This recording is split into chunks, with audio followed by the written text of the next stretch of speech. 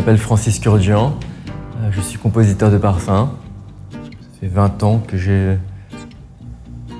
j'imagine des histoires pour des marques, des histoires olfactives. Le métier de parfumeur, c'est comme si on était un peintre et qu'on plaçait tous les éléments.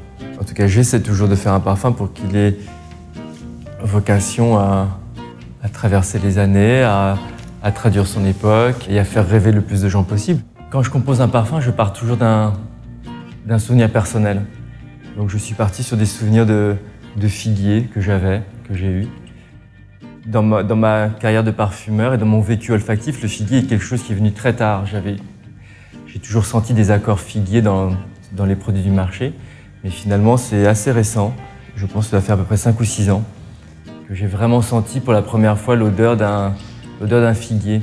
Et il y avait cette odeur qui flottait dans l'air, quelque chose d'assez magique en fait.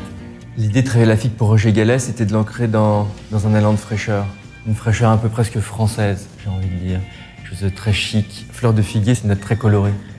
Un peu comme quand le soleil tape sur la Méditerranée et qu'il y a ces reflets un peu où tout d'un coup il y a une couleur qui change avec le soleil. Fleur de figuier, c'est à la fois la mandarine, c'est la fleur du mandarinier pour prolonger son effet dans la fraîcheur. La graine de carvi qui va apporter le petit croquant du pépin de la figue.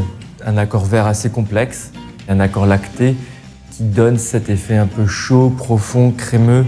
Associer son nom à Roger Gallet, c'est à la fois un hommage aux prédécesseurs, et puis c'est aussi une forme de reconnaissance. Et je crois que quand on sent le parfum fini, il me semble que le parfum ou la formule restitue cette forme de joie et de bien-être dans lequel j'ai été finalement pendant tout le développement du projet.